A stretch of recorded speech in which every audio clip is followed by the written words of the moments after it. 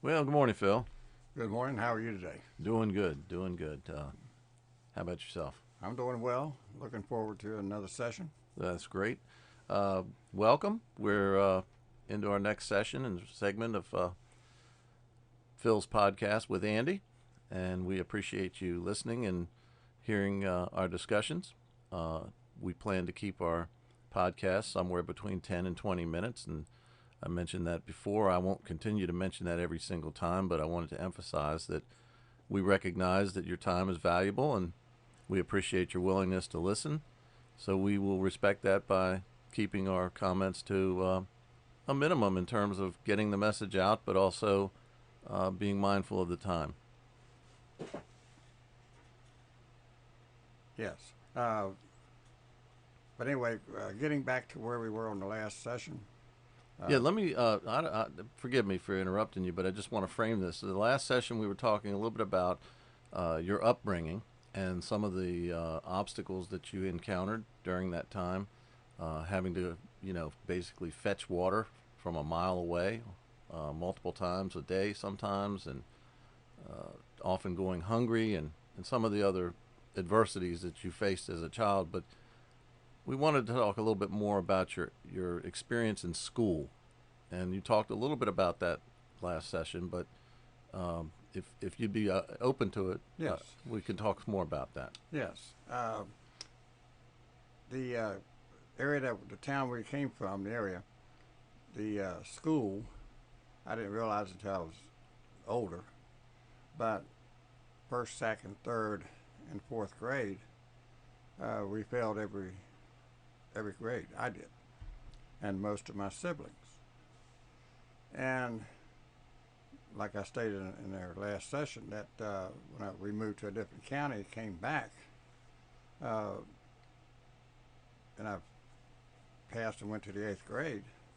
Now I'm right back in that same school as I went when I was younger, first, second, third, and fourth.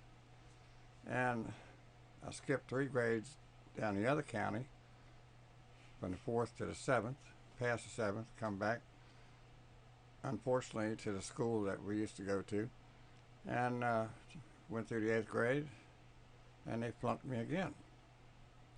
So, like I stated earlier, my dad, the way he was, child support and all this, then I wound up quitting school, and I didn't go get a GED or anything like that.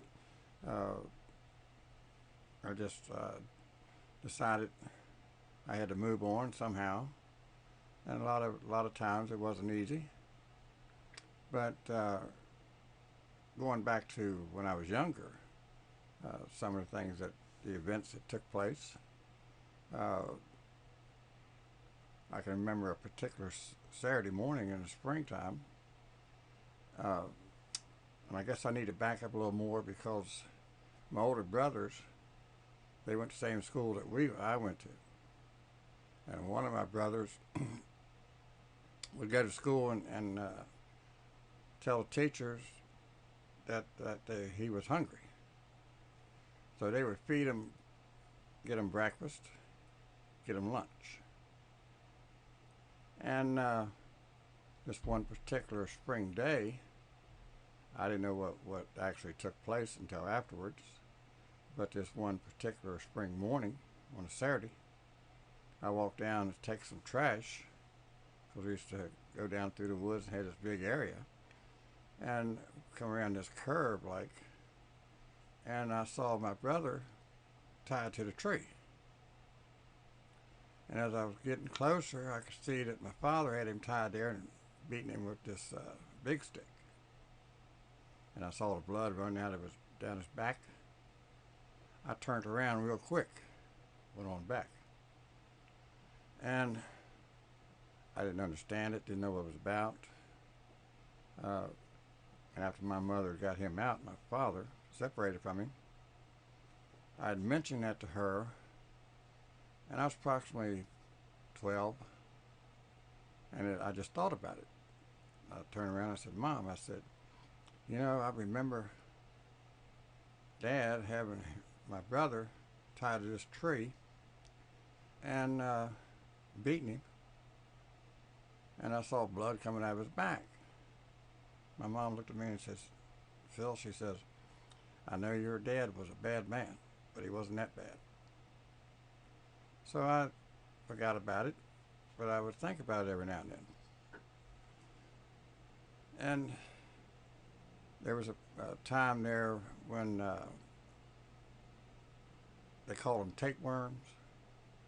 I can remember loving to pull the tapeworms from my throat. Didn't know what it was, but tapeworms was a normal thing. As I got older, an adult, I realized exactly what tapeworms were for, what created them.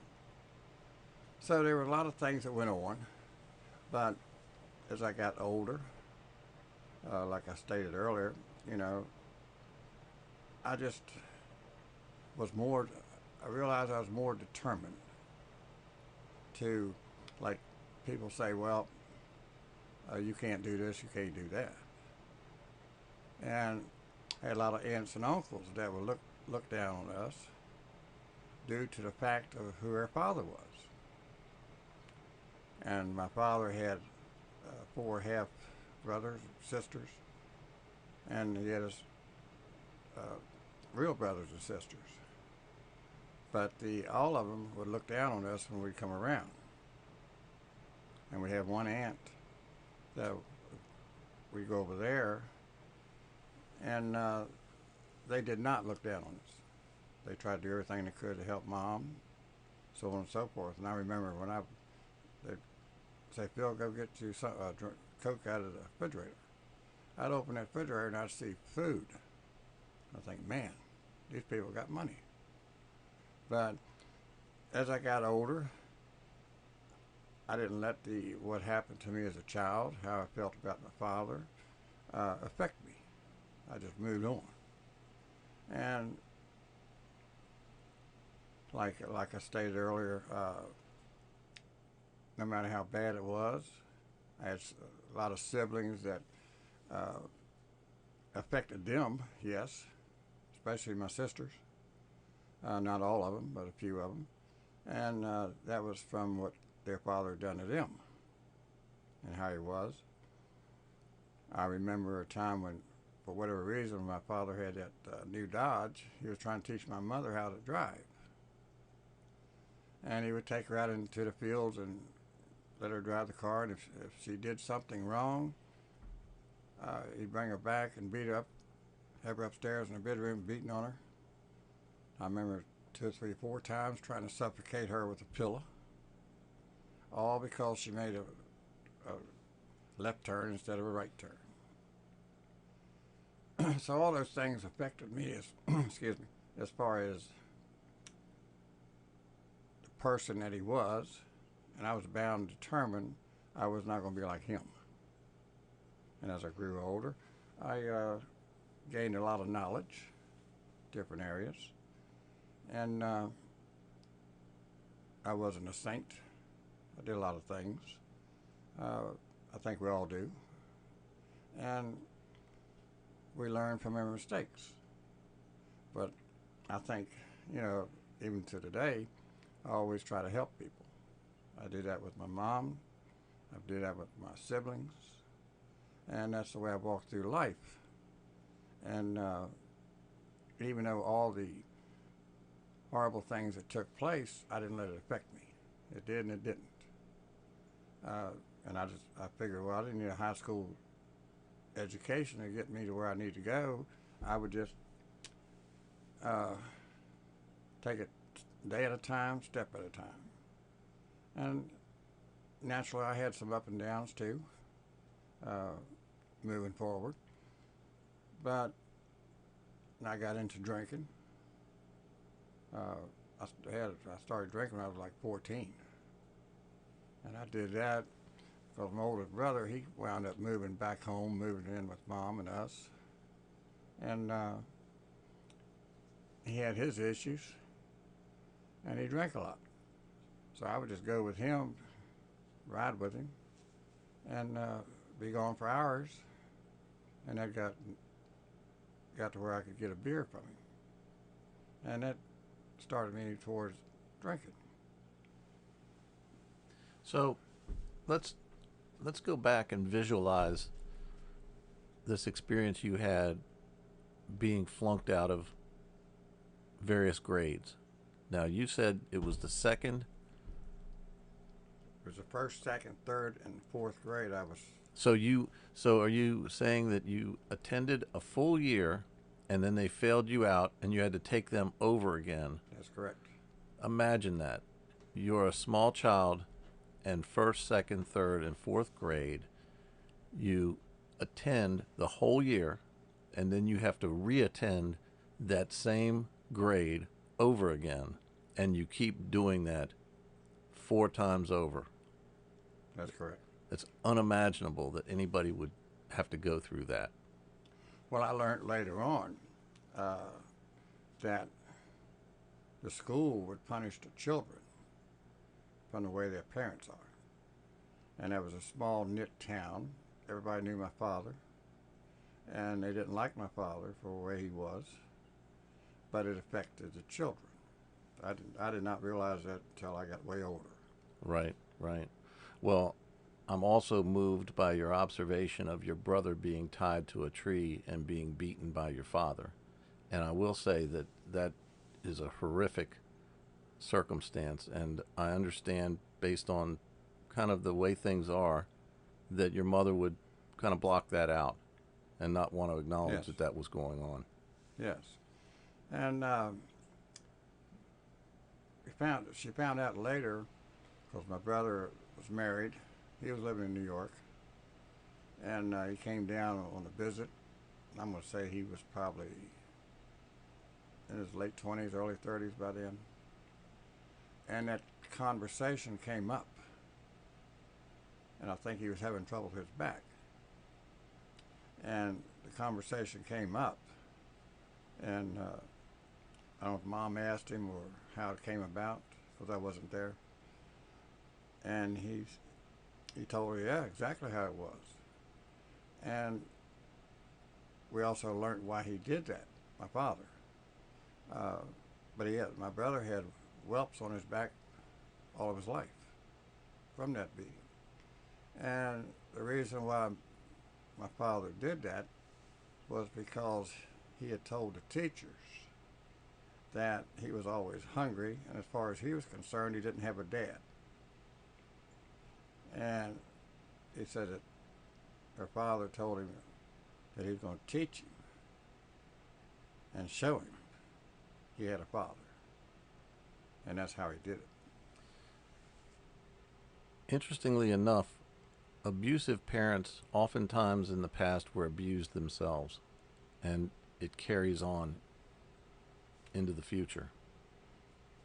Well, that's true, but my thinking about that is, my dad didn't have the best life. I don't think it's quite that bad, but we were told that he had to put out of the house when he was 7, and he had to sleep on the ground where a cow had been laying to stay warm. Well, when I would hear that, and I would automatically say, look, yes, he probably had a bad childhood, but it'd be like my children when I got older and had children. And I'm going to punish my children or treat them the way my father did me. I'm going to take it out on my children. I couldn't do that, no matter what. Because you walk through life, you go through a lot of turmoils and heartaches, but just because one of my parents, did us that way, doesn't give me the right to do that to my children. And I think that having your mother counterbalance that behavior with nurturing, kindness, and love Yes, made a difference in terms of your value system. that's correct. Do I pick this side or do I pick that side? And the love and goodwill wins out. Exactly. And my mother was a very religious, hard Baptist, and she would have us in church. We didn't know what church was, you know. But she would have us in church, and that's the only time I'd see my mother really get upset with me was if it was Sunday morning and I'm dragging, don't want to go to that church. She would get my attention real quick. She wouldn't hit me, anything like that, but she would get my attention, and I would go to church. So, yeah, she had us in church as much as she possibly could, and she did everything she could as far as nurturing us and showing us right from wrong and so on and so forth.